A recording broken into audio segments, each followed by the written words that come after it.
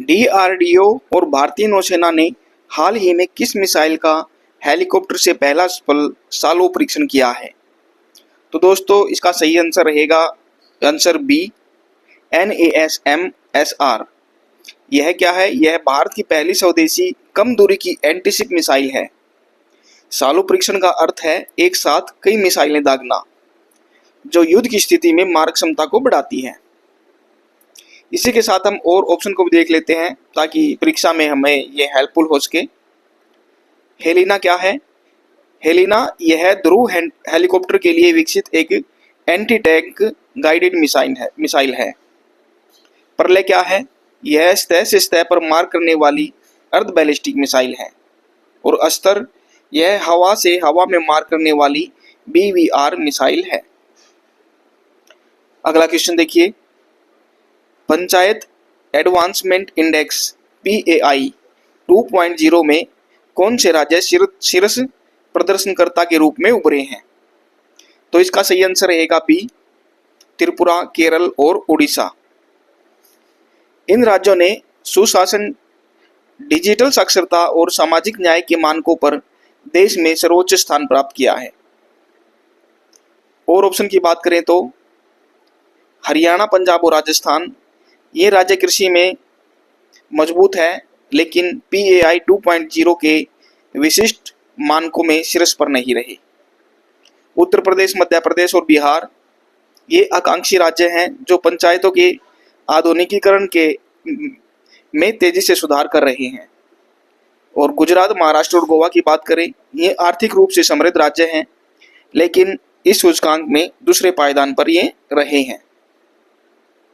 अगले क्वेश्चन पर आ जाइए। कोलंबो में भारतीय नौसेना और श्रीलंकाई नौसेना के बीच आयोजित द्विपक्षीय डाइविंग अभ्यास का क्या नाम है? तो इसका सही आंसर रहेगा सी, SLN डाइवेक्स 2026। यह अभ्यास विशेष रूप से गोताखोरी, डाइविंग और गहरे समुद्र में खोज व बचाव कार्य के लिए समर्पित है। दूसरे ऑप्शन की बात करें तो ऑप्शन ए, स्लाइनक्स 2026।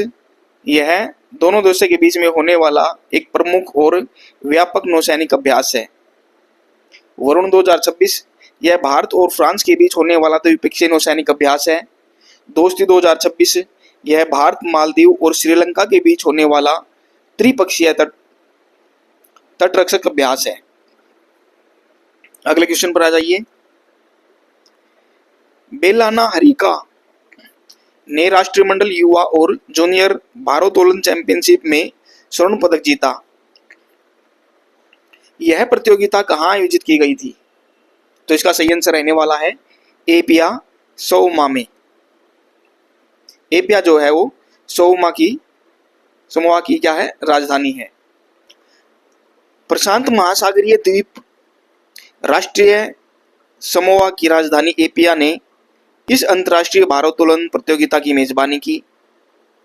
दूसरे ऑप्शन की बात करें तो नई दिल्ली, भारत, यहाँ पूर्व में एशियाई स्तर की भारोत्तोलन प्रतियोगिता हुई है।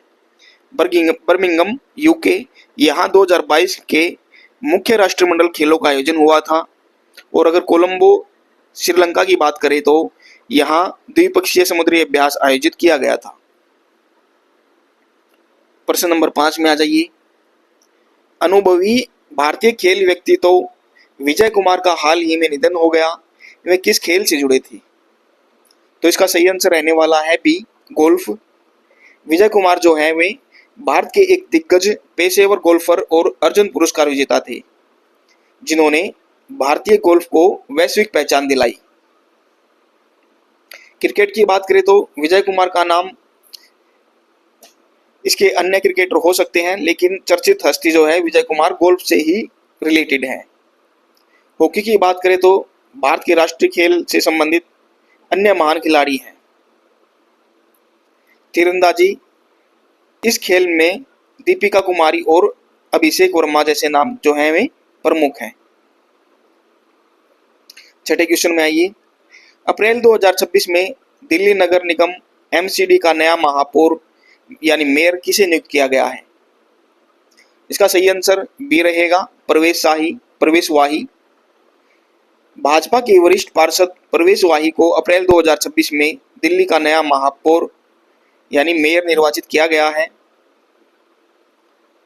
अन्य ऑप्शन देखिए, ए जो शैली ओबरॉय है, ये दिल्ली की पूर्व मेयर आम आदमी पार्टी से रही है। कुलदीप कुमार, इन्होंने मेयर चुनाव लड़ा था लेकिन बहुमत प्राप्त नहीं कर सके।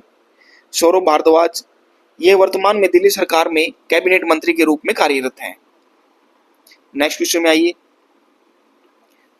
किस शहर की पुलिस ने नम्मा 112 हेल्पलाइन में भारत का पहला एआई संचालित बहुभाषी फीचर लॉन्च किया है?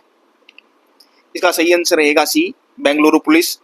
भारत की सिलिकॉन वैली कही जाने वाली बेंगलुरु पुलिस ने भाषा की बाधा को खत्म करने के लिए यह एआई फीचर जो है लॉन्च किया है। और ऑप्शन देखिए, हैदराबाद पुलिस, ये सी टीम जैसे महिला सुरक्षा कार्यक्रमों के लिए तकनीकी उपयोग हेतु जानी जाती है। मुंबई पुलिस, इन्होंने साइबर क्राइम रिपोर्टिंग के लिए कई डिजिटल पोर्टल शुरू इन्होंने किए हैं। दिल्ली पुलिस, इन्होंने हिम्मत प्लस और ई बीट बुक जैसे नवाचार कार्य जो हैं किए हैं। अगला क्वेश्चन है, ईपीएफओ ने बिना यूएएन के निष्क्रिय पीएफ खातों को ट्रैक और पुनः सक्रिय करने के लिए किस डिजिटल प्लेटफॉर्म की घोषणा की है? इसका सही आंसर बी रहेगा, ई प्राप्ति।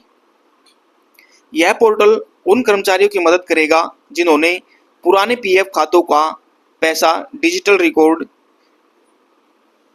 यूएएन न होने के कारण अटका हुआ था।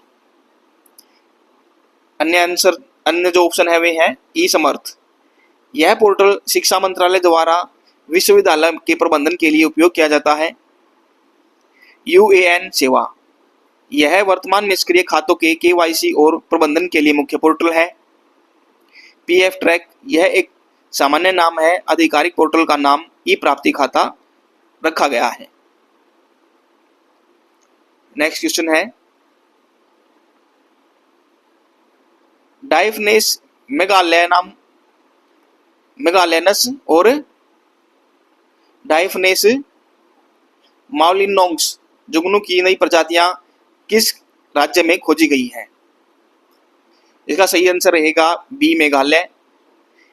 वैज्ञानिकों ने मेघालय के जंगलों में जुगनू की नई प्रजातियां खोजी है, जिनमें एक का नाम एशिया के सबसे जो स्वच्छ गांव है माउलिनोंग्स के नाम पर है। अन्य ऑप्शन की बात करें तो असम, यह अपने काजीरंगा राष्ट्रीय उद्यान के लिए प्रसिद्ध है। काजीरंगा राष्ट्रीय उद्यान जो है वो कहाँ पर है? असम में। मणिपुर, यह अपनी तैरती हुई लोकतक झील के लिए जाना जाता है। लोकतक झील जो तैरती हुई झील बोला जाता है, कहाँ पर है? मणिपुर में। सिक्किम, यह भारत का पहला पूर्ण जैविक खेती वाला राज्य है। लास्ट क्वेश्चन देखिए, पंचायत एडवांसमेंट इंडेक्स PAI 2.0 के तहत 90 या उससे अधिक अंक प्राप्त करने वाली ग्राम पंचायतों को किस श्रेणी में रखा गया है? इसका सही आंसर रहेगा सी, अचीवर A+। यह सर्वोच्च श्रेणी है जो पंचायतों की उत्कृष्ट प्रशासनिक और विकास संबंधी दक्षता को दर्शाती है। और ऑप्शन देखें तो ए, लीडर, यह 70% से 80% के बीच स्कोर करने वाली पंचायतों की श्रेणी है। फ्रंट रनर, यह 80% से 90% के बीच अंक प्राप्त करने वाली पंचायतों को दिया जाता है। पायनियर, यह श्रेणी शुरुआती स्तर यानी 60% से 70% पर अच्छा कार्य करने वाली पंचायतों के लिए दिया जाता है। तो दोस्तों, ये थे आज के करंट अफेयर के जो क्वेश्चन रहे। अगर वीडियो आपको पसंद आती है तो वीडियो को लाइक कीजिए, शेयर कीजिए, चैनल को सब्सक्राइब कीजिए। धन्यवाद। मिलते हैं नेक्स्ट वीडियो में।